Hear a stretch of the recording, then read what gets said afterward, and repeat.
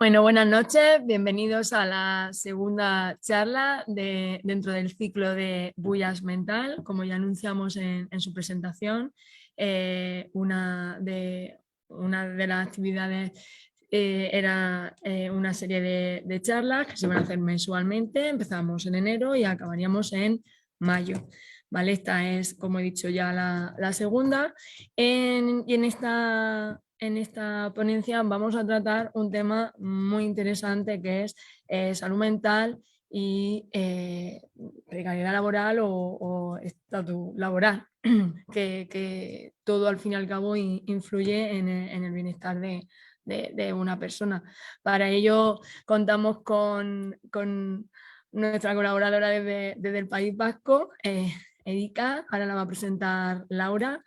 Y nada, disfrutar de esta ponencia. Bueno, Erika, bienvenida. Presentamos a Erika Valero Alzaga. Ella es socióloga y enfermera de formación y actualmente personal docente e investigador en la Universidad del País Vasco y también en en la Facultad de Enfermería. También pertenece al equipo de investigación OPIC, centrado en el estudio de las desigualdades sociales en salud y en los determinantes sociales de la salud. Esta noche nos va a hablar del estudio que ha realizado la Universidad del País Vasco y el título de la ponencia es Precariedad laboral y salud mental, un estudio a la población asalariada desde la Universidad del País Vasco. Muchas gracias. Bueno, pues gracias a vosotras por la invitación y nada, sin más paso a presentaros la comunicación que tenía preparada, ¿vale? Doy a compartir pantalla, me decís si se visualiza adecuadamente y empiezo. Sí, perfectamente se ve. Vale, perfecto. A ver si puedo poner. Vale, muy bien. Bueno, pues efectivamente yo venía preparada para hacer una presentación sobre precariedad laboral y su impacto en la salud mental, pero es verdad que quería empezar abordando el tema un poquito de una forma más amplia, ¿no? Un poquito pues intentando reflexionar sobre los factores que de alguna manera pues pensamos que condicionan nuestra salud, ¿no? Y de ahí esta pregunta, ¿de qué depende nuestra salud? Pues lo cierto es que cuando la planteamos, pues generalmente lo que nos viene a la cabeza, ¿no? Al menos a la mayor parte de las personas sería todo lo que se relaciona con los estilos de vida, ¿no? Y efectivamente contamos con muchísima evidencia disponible que avala el hecho de que efectivamente pues, conductas o determinado tipo de conductas tienen beneficios en la salud en general y psicosocial de las personas y por el contrario que hay ciertos comportamientos pues que sin embargo o al contrario pueden poner en riesgo este bienestar o esta salud, ¿no?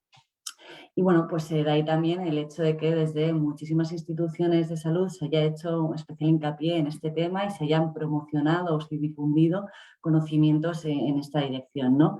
Lo que quizás no es tan evidente es que la posibilidad o el hecho de que se adopten o no ciertas conductas saludables o de riesgo para la salud, pues también está a su vez condicionado por otro tipo de factores como veremos más adelante, ¿no? En cualquier caso, si seguimos un poco con la pregunta, pues otro de los factores que nos vendría a la cabeza sería pues, la herencia o la carga genética, ¿no? De la que partimos o con la que nacemos, ¿no? Y bueno, pues efectivamente pues no podemos negar la influencia de este factor, pero bueno, es cierto que si bien a nivel, digamos, o con una perspectiva individual, pues podamos conocer experiencias o datos que de alguna manera demuestren el hecho de que determinadas personas, incluso habiendo adoptado pues comportamientos o hábitos de vida saludable, finalmente, no obstante, acaban desarrollando pues algunas patologías o algunos problemas de salud graves. Es verdad también que desde una perspectiva poblacional y considerando también las probabilidades, las estadísticas, pues quizás este factor no debería ser tan central o al menos pues, no solaparse o no invisibilizar otro tipo de factores que veremos más adelante, ¿no? Y bueno, junto con el tema de la carga genética también quería un poco traer a colación pues, todo lo que tiene que ver con los agentes patógenos, microorganismos, pues como virus, bacterias, que de alguna manera también, pues lógicamente pueden afectar a nuestra salud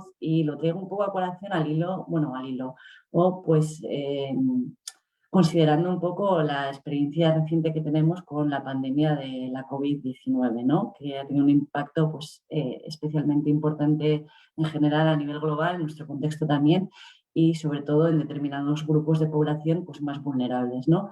Pero, bueno, pues al final tenemos que tener en cuenta que si bien pues la pandemia nos ha pillado un poco de imprevisto y ha tenido un impacto, como digo, importante, es verdad que en nuestros contextos tenemos muchísimos medios, recursos de tipo sanitario para hacer frente a este tipo de problemáticas, ¿no? De ahí que igual durante los últimos años pues haya perdido peso esta problemática, digamos, la consideración global que tiene la salud. Ahora bien, esto evidentemente es válido para nuestros contextos sociales, pero no lo es tanto para otro tipo de territorios con menos recursos, ¿no? Y con menos, digamos, capacidad para hacer frente a este tipo de problemáticas, ¿no? De ahí que muchas veces pues, las tasas de mortalidad por infecciones, que aquí están completamente superadas, pues en otros contextos pues, generen realmente estragos muy importantes, ¿no? Y bueno, esto quería también aprovecharlo para relacionarlo con el tercer factor que probablemente nos venga a la cabeza cuando tratamos de contestar a esta pregunta de qué depende de nuestra salud, y es, bueno, pues todo lo que tiene que ver con el sistema sanitario, ¿no? Y todos los recursos al final de los que disponemos, bueno, pues para al final restaurar o mantener nuestro estado de salud a nivel poblacional, ¿no? Y evidentemente, pues a mayor calidad o de los recursos, haya mayor disponibilidad y accesibilidad de los sistemas sanitarios, pues mayor será probablemente también el nivel de bienestar que goce la población en su conjunto, ¿no? No obstante, traía también bueno, pues estos gráficos que representan las estimaciones de la contribución relativa de diferentes factores en nuestra salud. ¿Por qué? Porque si os fijáis en ellos, lo que podemos observar es que bueno, pues los sistemas o los recursos sanitarios no son quizás tan importantes como cabría esperar. Es decir, evidentemente influyen en las posibilidades que tenemos de gozar de un buen estado de salud y de bienestar, ¿no? Pero en el mejor de los casos, solo el 43% de la salud poblacional dependería de este factor, ¿no? Y si os fijáis en el primer y segundo gráfico, alrededor solo del 15 o, o el 25% de nuestra salud dependería, ¿no? De los recursos o del sistema sanitario. Lo que podemos ver, sin embargo, sobre todo en el primer y segundo gráfico, es que nuestra salud sí que está muy condicionada por otro tipo de factores ya que están relacionados pues, con lo social, ¿vale? Factores de tipo socioeconómico y ambiental, ¿vale? Y bueno, pues un poco para reforzar esta idea traía el siguiente ejemplo, ¿no? Que es un mapa de la diferencia en esperanza de vida entre los hombres según el barrio de residencia en el municipio de Bilbao, ¿vale? Los, digamos, barrios coloreados en verde muy oscuro, pues presentan, bueno, tienen una esperanza de vida entre los hombres que es bastante menor que los barrios representados en un color más clarito, ¿vale? Entonces, bueno, pues como podéis ver, barrios como San Francisco, Zabala, Bilbao la Vieja, para quienes conozcan Bilbao, tienen una esperanza de vida al nacer entre los hombres de aproximadamente 75 años, mientras que barrios como Indautxu o Abando, pues presentan una esperanza de vida entre los hombres de unos 81 años, ¿no? Entonces, claro, pues nos preguntaremos a qué se debe esta diferencia, ¿no? De 6 años en esperanza de vida, cuando a priori el acceso y los recursos sanitarios, ¿no? disponibles para el conjunto de la población, de los ciudadanos, serían los mismos, ¿no? Pues bueno, os presento aquí otro mapa en paralelo que lo que representa esta vez es bueno, las diferencias de renta media familiar por barrios, también en el municipio de Bilbao, ¿no? Y al igual que en el caso anterior, los barrios coloreados en verde muy oscuro serían aquellos que disponen de una menor renta familiar, y los barrios pues, coloreados en más clarito, viceversa, los barrios más ricos, digamos, ¿no? Y aunque no hay una correspondencia absoluta, sí que vemos de alguna manera cierto patrón o cierta similitud, ¿no? entre los mapas, de manera que los barrios con la esperanza de vida al nacer menor entre los hombres son también los barrios más pobres o con menos recursos socioeconómicos, ¿no? o menos renta familiar entre sus residentes. Y viceversa, los barrios con una mayor esperanza de vida serían también los barrios más ricos, ¿no? Y veis que en Indautxu Abando la renta media familiar casi triplica la de los residentes de los barrios de Zabala o San Francisco, ¿no? Bueno, lógicamente, bueno, podemos pensar que esto no es casualidad y que de alguna manera nos remiten a la idea que venía avanzando al principio, y es que la salud de alguna manera está muy condicionada por factores de tipo socioeconómico, ¿no? Y es que, bueno, ya se sabe desde hace años, desde hace décadas, diría incluso, la importancia de lo que en nuestro área de conocimiento llamamos los determinantes sociales de la salud, que vienen representados en este modelo bueno, de Dahlgren y Whitehead de la década de los 90, ¿no? Bueno, pues para quien no los conozca, para quien no conozcan el modelo, pues vale, puedo seguir, ¿verdad? Vale, bueno, como venía diciendo, para quienes no conozcáis este modelo, básicamente representan bueno, pues los diferentes determinantes sociales de la salud en diferentes capas, ¿no? En distintas capas. Si os fijáis, en el centro tendríamos lo que son los factores más de tipo biológico, ¿no? Que a priori serían no modificables, como la edad, el sexo, factores de tipo físico-genético, a los que le siguen los estilos de vida sobre los que hemos hablado previamente, ¿no? Y como venía diciendo, estos estilos de vida no son fruto puramente de decisiones de tipo individual. Y es que hay muchos estudios que ponen de manifiesto que son precisamente los grupos de población pues, más vulnerables o en peor situación socioeconómica los que también incurren en conductas de mayor riesgo y viceversa, ¿no? Pues grupos mejor posicionados también son los que al final adoptan y mantienen estilos de vida más saludables. ¿Por qué? Pues bueno, por muchas razones. Entre ellas, pues bueno, porque nuestros grupos familiares, sociales de pertenencia son diferentes, porque los procesos de socialización también son diferentes y de alguna manera, bueno, condicionan en gran medida pues las prioridades, los referentes, la cultura y las elecciones que vamos a tomar a lo largo de la vida, ¿no? De ahí que, bueno, también la siguiente capa de estos determinantes sociales, como veis, es precisamente todo lo que tiene que ver con redes sociales y comunitarias, ¿no? Y esto también es un factor muy importante desde el punto de vista de la salud, porque de alguna manera, bueno, determina lo que son los sentimientos de pertenencia, lo que son las redes de apoyo y la capacidad que tienen los individuos de alguna manera de hacer frente a ciertas adversidades que van a tener un impacto en la salud, ¿no? Que estemos más protegidos, más amparados por unas redes sociales y comunitarias, de alguna manera también nos va a proteger o va a contener mejor las posibilidades que tengamos de bueno, pues, tener ciertos problemas de salud. Y bueno, sin llegar a la capa más externa de este modelo, que ya serían todo lo que son las condiciones socioeconómicas, es decir, factores de tipo más estructural, como son el modelo de sociedad en el que vivimos, el sistema económico, político. Bueno, como digo, sin llegar a esa capa, lo que tenemos entre las redes sociales y comunitarias y los factores de tipo más estructural son las condiciones de vida y de trabajo, ¿no? Y aquí se incluye todo lo que tiene que ver con la calidad de la vivienda, los entornos residenciales, algunos factores de tipo ambiental como el agua, el saneamiento, etcétera, la educación, y tenemos también, y con un gran peso, lo que es el trabajo en general y el trabajo remunerado en particular, bueno, que es de alguna manera de lo que vengo a hablar yo hoy aquí, ¿no? Pero antes de entrar en los resultados propiamente de la investigación que llevamos a cabo ya en su momento, pues sí que creía necesario pues, tener en cuenta una serie de consideraciones previas, ¿no? Que de alguna manera también nos van a ayudar, perdón, a entender la relación entre la precariedad o el trabajo productivo o remunerado y la salud, ¿no? Y es que, a diferencia de lo que ocurre en la actualidad, bueno, pues el trabajo no siempre ha tenido una consideración positiva, ¿no? En según qué sociedades.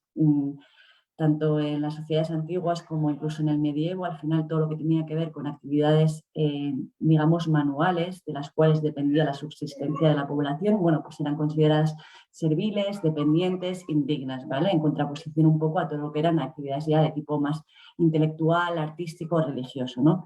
Y es verdad que esto va cambiando con el paso de los siglos y con el, digamos, desarrollo del sistema económico capitalista y con la industrialización, pues de alguna manera todos esos valores que de alguna manera pues, habían sido considerados negativos pues, previamente empiezan a revalorizarse, ¿no?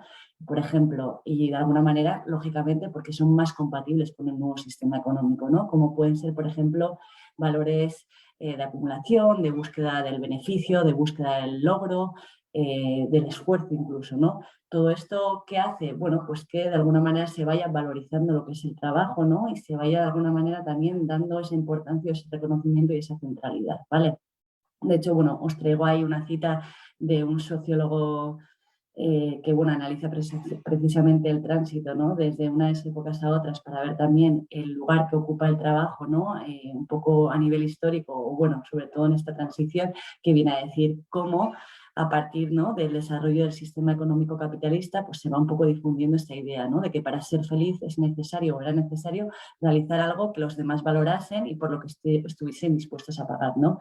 Y que además era moralmente dañino conformarse con lo ya obtenido, ¿no?, cuando se puede aspirar a más. Es decir, precisamente una idea que, bueno, desde un punto de vista religioso, desde la Iglesia, se había condenado, ¿no?, como puede ser la codicia, la avaricia. En fin, ¿por qué cuento todo esto? Bueno, pues porque es importante considerar no solo la función manifiesta que tiene el trabajo, es decir, la función material, ¿no?, como un medio de subsistencia para la mayor parte de la población, sino que también debemos tener presente pues, su función más de tipo simbólica, que es, bueno, pues que sirve al final de fuente de reconocimiento y para el desarrollo identitario de los y las trabajadoras, ¿no? De manera que, por ejemplo, situaciones de desempleo no solo pueden generar ciertas carencias de tipo más material económico, sino que también se ven acompañadas por un estigma social importante, ¿no?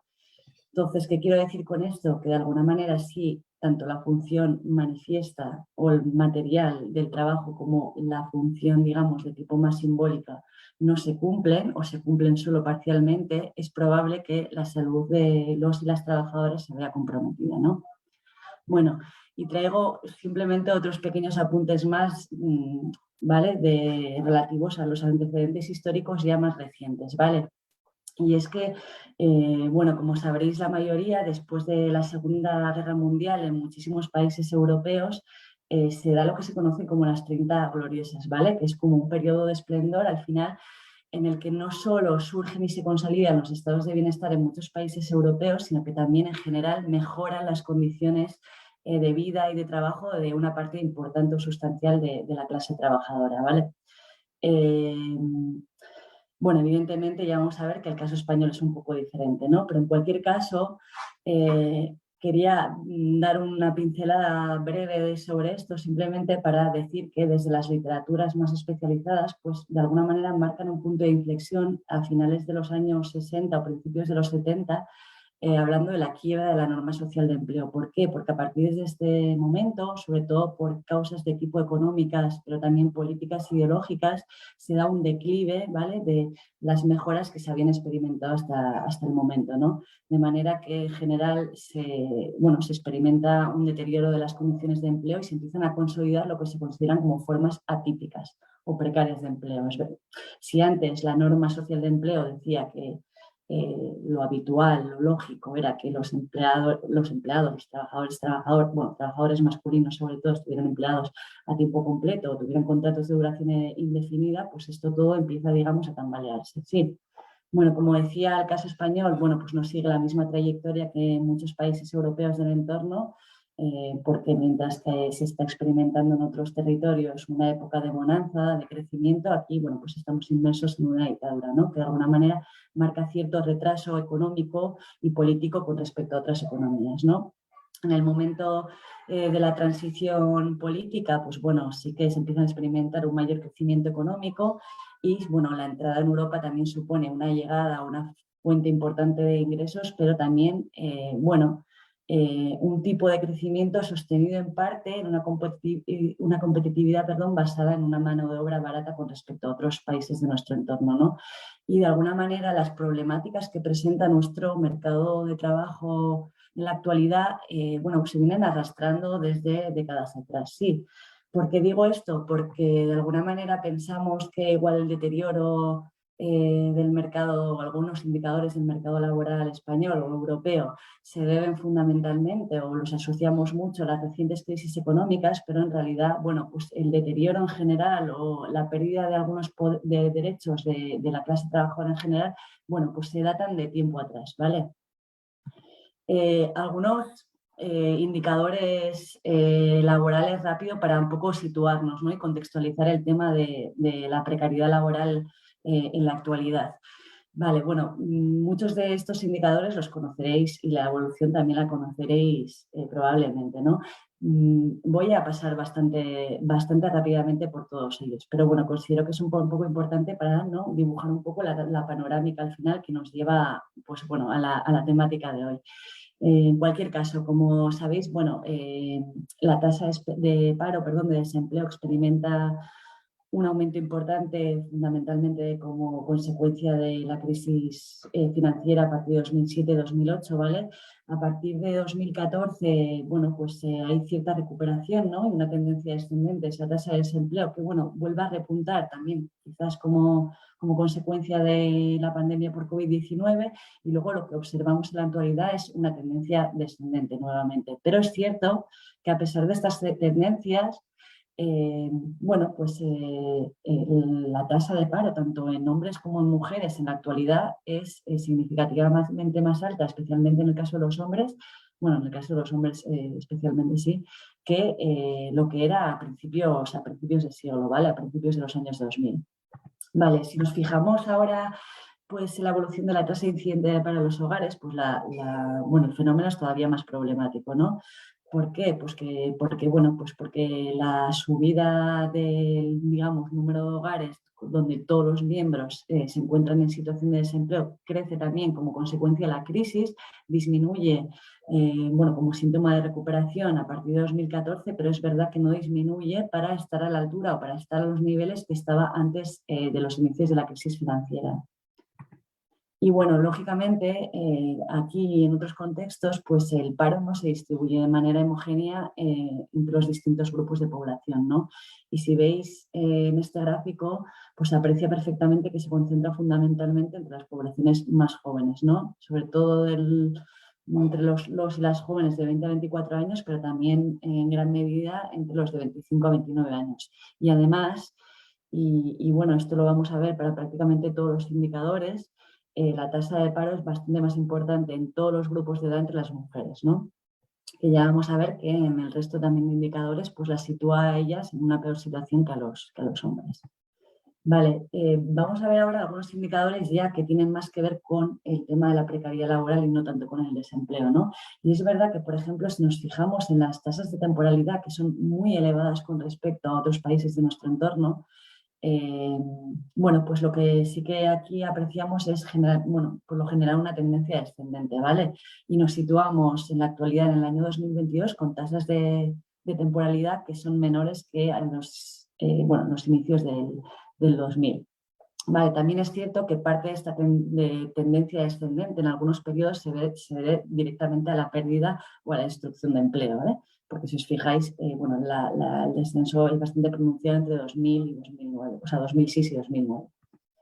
Bueno, sin embargo, y esto es un dato que de alguna manera está como muy presente o ha estado muy presente en los medios de comunicación un poco también al hilo de la última reforma laboral, es el hecho de que, bueno, a pesar de la disminución en la tasa de la temporalidad, ha aumentado el porcentaje de asalariados fijos discontinuos, ¿vale? Es verdad que son porcentajes todavía pequeños, pero bueno, si nos fijamos, por ejemplo, en la curva que representa a las mujeres, pues prácticamente no ha dejado de subir y se situaría casi ya en el 4%, ¿vale?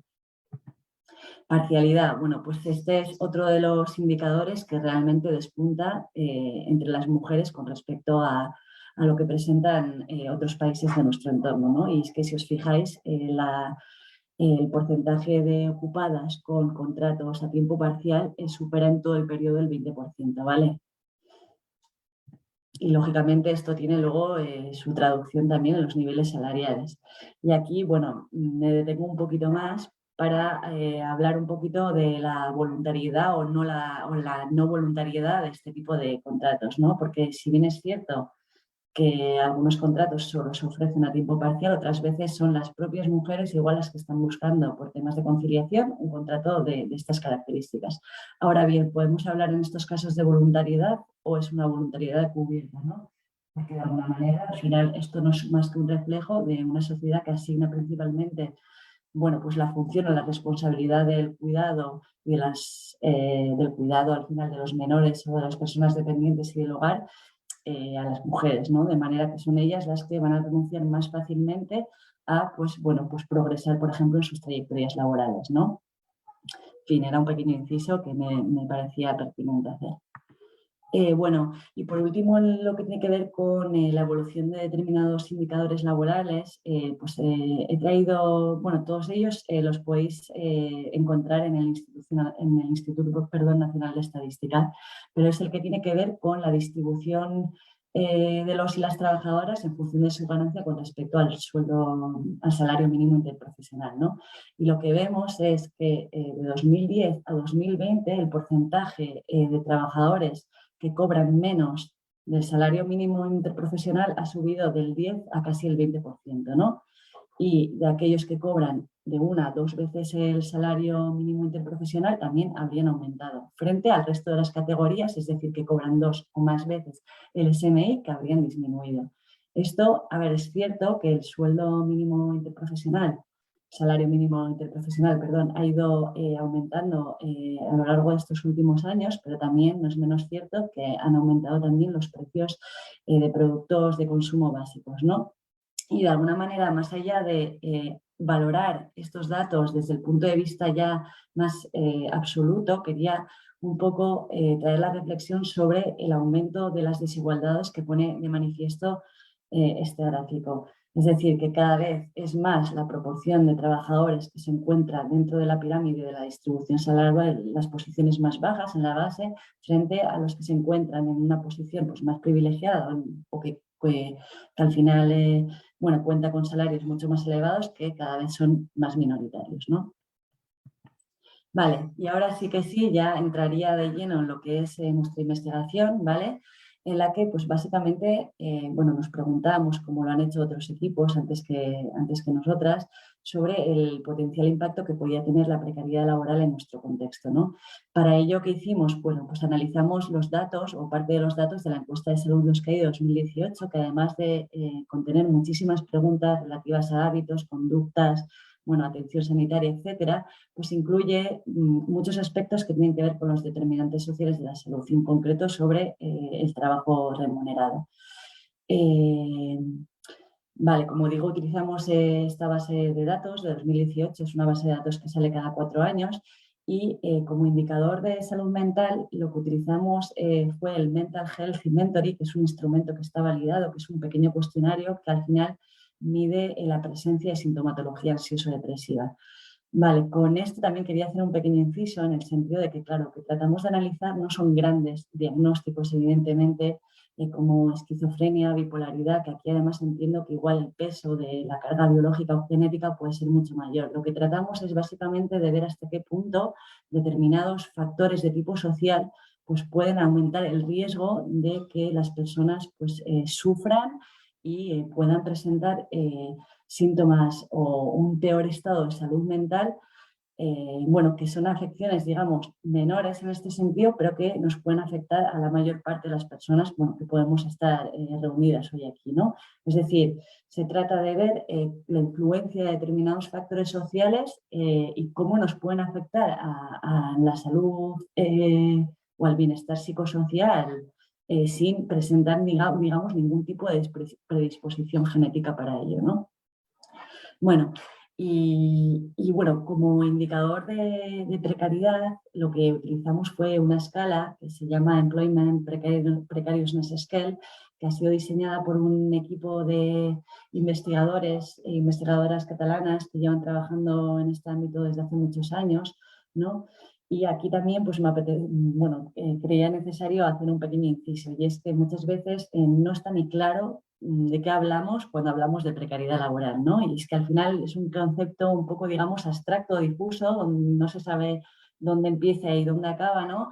y realmente es verdad que se utiliza muchísimo pues, en la calle, en los medios de comunicación, pero no siempre tenemos muy claro a qué se refiere, ¿no? Y bueno, sin aportar aquí una solución, porque es verdad que no existe ni en la academia ni fuera de ella un consenso acerca de qué es la precariedad laboral, sí que creo importante la necesidad de considerar este fenómeno desde una perspectiva multidimensional, ¿no? Porque muchas veces se asocia a precariedad laboral exclusivamente lo que es temporalidad, ¿no? Como en nuestro contexto, pero bueno, la precariedad entendemos que puede ser o puede ir mucho más allá, ¿no? Y bueno, en esta escala que utilizamos, que ya digo, fue diseñada por un equipo de investigación catalán, pues tienen en cuenta o consideran 6 dimensiones. Por un lado la temporalidad, pero también el nivel salarial, es decir, la dificultad de los y las trabajadoras para, digamos, acceder a los bienes considerados básicos a partir de su salario. Y, bueno, por otro lado, consideran la vulnerabilidad, que tiene que ver con el miedo, la indefensión de un trabajador o trabajadora a las posibles represalias que pueda emprender su empleador si no cumple con determinado mandato o determinada orden. Luego tendríamos el desempoderamiento, que tiene que ver con si el trabajador o la trabajadora está amparado por un convenio colectivo, y luego tendríamos derechos y accesos a derechos, ¿vale?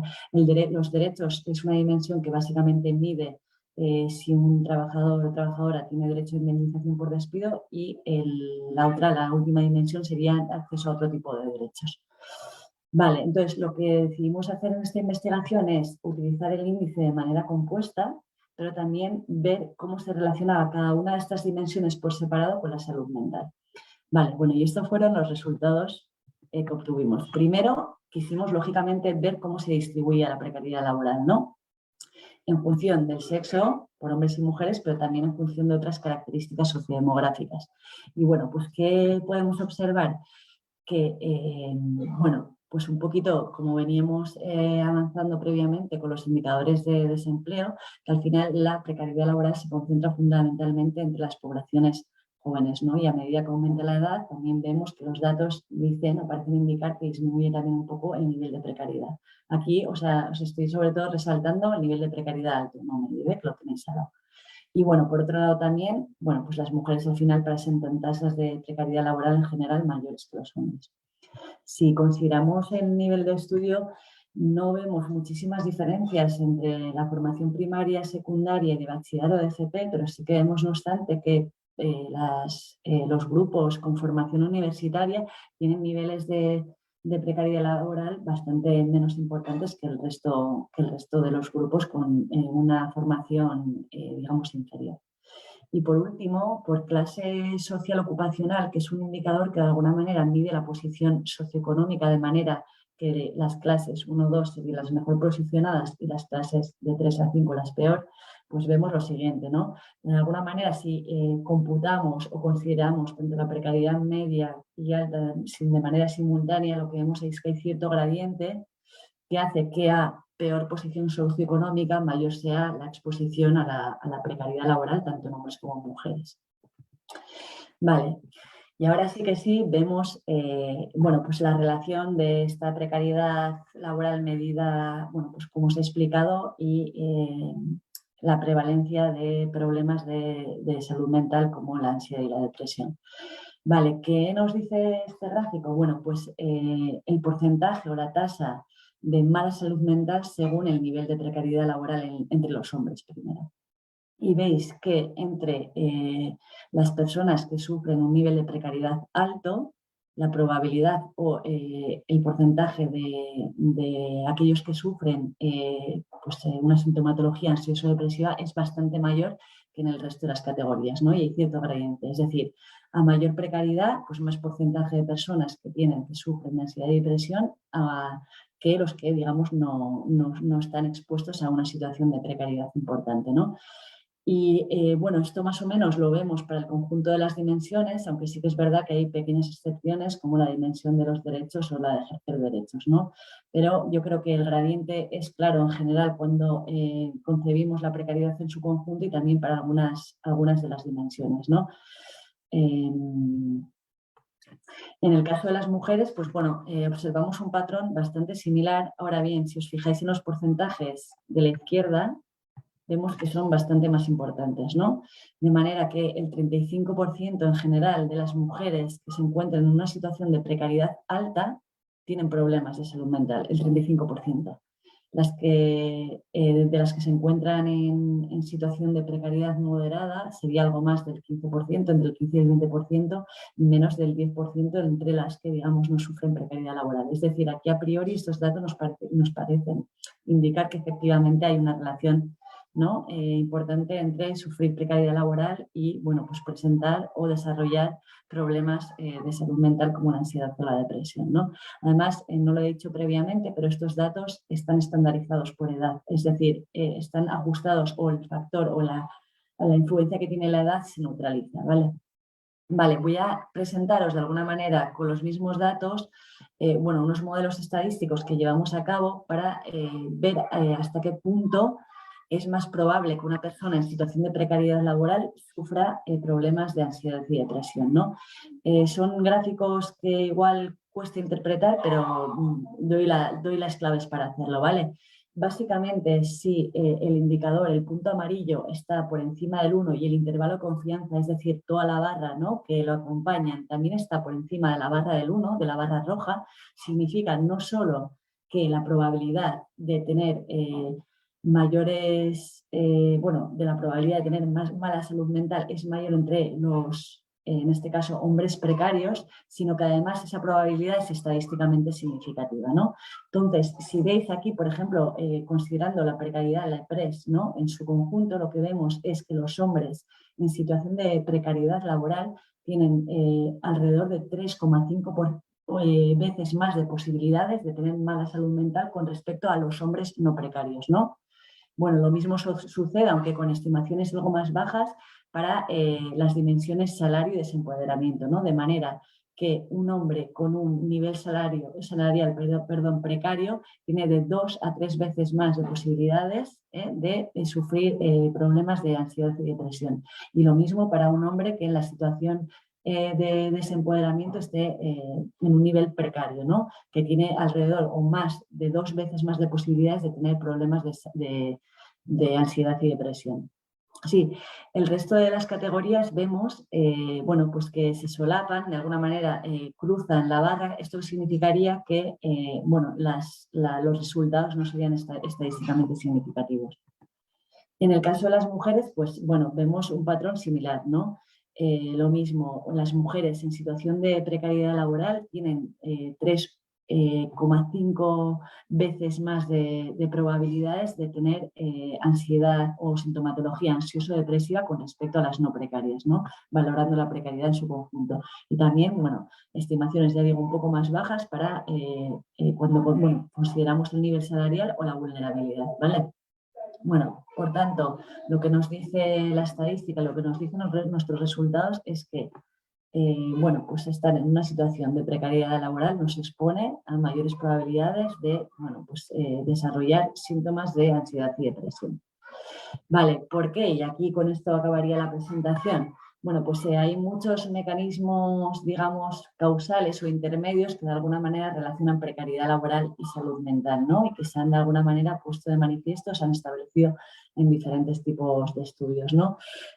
Por ejemplo, los niveles salariales insuficientes y la inestabilidad laboral, bueno, no solo generan, por ejemplo, privación de ciertos bienes, ¿no?, materiales, digamos, sino que pueden generar sentimientos de inseguridad que a su vez pues, pueden aumentar el riesgo y otros problemas de salud mental como el insomnio, ¿no?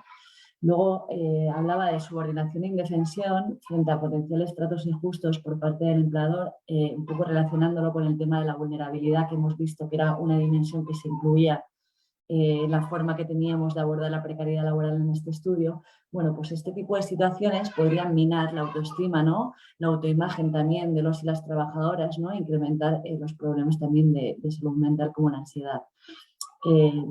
Otro punto es que la falta de ciertos derechos laborales no solo puede exponer a peores condiciones de trabajo y a mayor también siniestralidad laboral, porque se asumen también mayores riesgos, sino que también puede tener, lógicamente, un impacto, bueno, aquí pone positivo o negativo, lógicamente, en la salud mental, ¿no? Y luego, por otra parte, también pues, la imposibilidad de proyectarse laboralmente, ¿no? De al final proyectar también todo lo que tiene que ver con bueno, un proyecto de vida que muchas veces está relacionado, lógicamente, con nuestra trayectoria laboral, ¿no? Y o de tener una trayectoria también laboral discontinua, pues bueno, como un poco también relacionándolo con la función simbólica del trabajo, pues bueno, podría minimizar el sentimiento de autorrealización, el desarrollo identitario, perdón, ligado al trabajo también y el reconocimiento social, ¿no? Un poco para poner también sobre la mesa la importancia, ¿no?, del trabajo que ya habíamos visto simbólica y que tiene que ver con el reconocimiento y con el valor social del trabajo.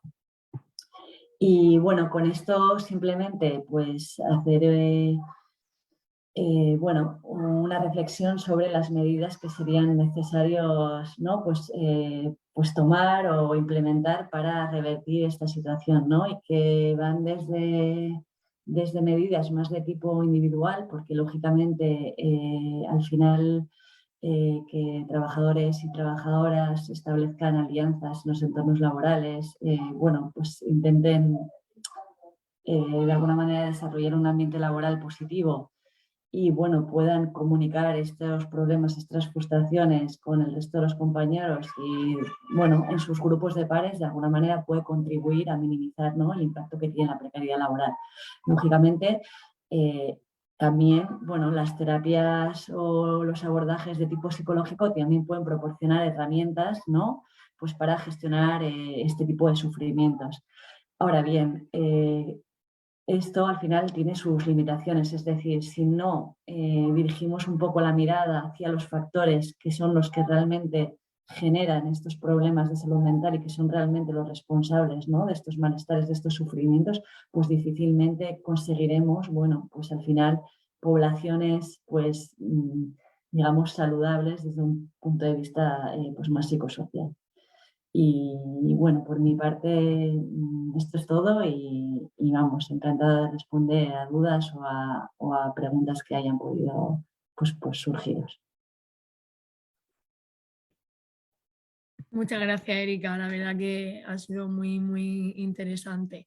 Y la verdad que esto no hace más que poner el foco en la importancia que tiene cuidar la salud mental a todos los niveles, porque hemos visto hoy con el tema del ambiente de trabajo, bueno, de la precariedad laboral, que también es un poco la pescadilla que se muerde la cola. Cuando tú tienes un trabajo inestable o bajos ingresos o un mal ambiente de trabajo, obviamente no vas a estar bien, pero luego tampoco vas a tener recursos para atajar ese tipo de cosas. Y como bien decía, pues hay que actuar desde la base, desde donde está realmente el problema. Y sé que lo has comentado, pero se veía como o sea, más incidencia de mala salud mental en las mujeres que en los hombres, pero a la vez también ellos se veían como los rangos de riesgo también muy altos. Mi duda es, estas diferencias es porque los hombres todavía siguen, pues eso, callando y estigmatizando mucho el hecho de asumir que tienen un problema, pues eso, mental o laboral que le está afectando a nivel mental. A ver, la pregunta en realidad es complicada en el sentido de que hay posiblemente diferentes factores que respondan a esto, ¿no? Bueno, digamos, las probabilidades realmente eran equivalentes en hombres y mujeres. Es cierto que las mujeres están más expuestas a determinadas formas de precariedad laboral, pero también lo que nos dice la literatura es que todo lo que tenía que ver con la función simbólica del trabajo está de alguna manera más presente en la identidad de los hombres. ¿Por qué? Porque de alguna manera se ha asociado o se ha imputado esa responsabilidad de ser como el sostén económico del hogar a los hombres. Las mujeres hemos podido desarrollar nuestra identidad también en otros ámbitos, de manera que bueno, la precariedad laboral desde ese punto de vista podría tener un mayor impacto en los hombres si atendemos un poco a esa lógica, ¿no? Y algunos estudios un poco apuntan a esta dirección, pero es cierto también que, bueno, el mercado laboral y participación de las mujeres en el mismo es cada vez más importante y esto ya igual no es tan, digamos, evidente ahora con respecto a hace 20 años, ¿no? Entonces, por un lado tendríamos eso, pero por otro lado también ya digo bueno, pues que la exposición a determinadas formas de precariedad entre las mujeres es más importante, ¿no? Entonces, bueno, y luego con respecto a lo que he creído que comentabas, que tiene que ver también igual con la exteriorización de los problemas de salud entre los hombres, pues efectivamente hay un patrón o una cuestión de género detrás muy importante, ¿no? Y es que nosotras seguramente nos sentimos más cómodas porque estamos socialmente más avaladas para transmitir esos malestares.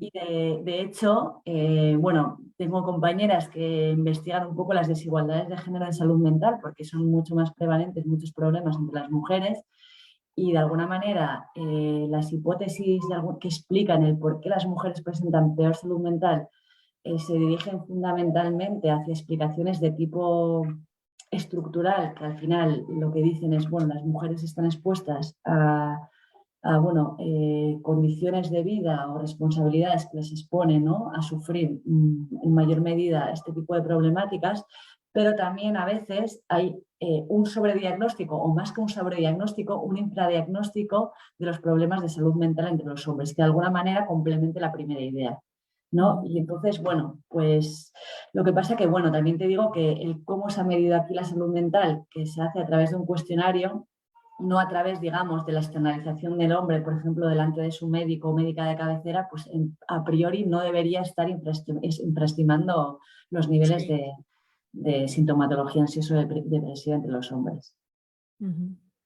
Claro, yo, bueno, desde el ámbito de la consulta privada, ¿no?, de psicología, sí que es cierto que no puedo hacer un estudio porque es una muestra quizá no representativa, pero sí que es cierto que evidentemente la mujer pide más ayuda, pero que cuando el hombre la pide, yo lo que sí he observado es que sobre todo hay mucha culpa, es como que soy un flojo, ¿no? Como que qué van a pensar mis compañeros, no he podido aguantar, me he tenido que coger la baja y eso sí que es cierto que está, no es como que aguantan mucho más al límite, ¿no? Las señales de alarma quizá no se ven a tiempo, es como que yo puedo, ¿no? Puedo aguantar, también pasan las mujeres, por supuestísimo, ¿no? Pero quizá por esa diferencia de género se observa también ahí. Sí, sí, claramente, y seguramente lo habrás observado especialmente en generaciones de hombres pues, más adultos, ¿no? Porque yo creo que el rol o cómo se configuran desde el punto de vista de género está cambiando, pero bueno, si atendemos a lo que son las masculinidades hegemónicas, pues probablemente pase eso, ¿no? Que haya una percepción de, bueno, pues de debilidad o de no ser lo suficientemente fuerte que hace que, bueno, pues igual no sea tan hombre por tener este tipo de problemas, ¿no? Y bueno, pues sí, pues seguramente haga que lo externalicen más tarde y que cuando lo externalicen, pues igual la situación sea un poco más grave. Efectivamente. Bueno, pues muchísimas gracias. La verdad es que es muy importante visibilizar esto, ¿no? Sobre todo también por lo que comentas, porque no podemos solucionar en una consulta de psicología algo que va a volver a pasar si se sigue teniendo las mismas condiciones laborales, ¿no? Al final, Sí, como a ver, decía yo creo Paquita, que se dan herramientas seguramente que contribuyan, ¿no?, a que se gestionen las cosas, esos malestares, pues de manera más favorable, pero evidentemente, bueno, pues el problema y el origen está fuera, ¿no? Está fuera de las personas, al menos cuando hablamos de este tipo de problemas de salud mental. Pues sí, ha sido la verdad que ha sido muy interesante y que nos tiene que quedar a todos claro que la salud mental hay que cuidarla en todos los ámbitos. y sobre todo, bueno, yo también haría un apunte y es que muchas veces no hablamos de un problema psicológico como tal, sino que al final estamos hablando de un problema social que tiene una influencia en la salud mental.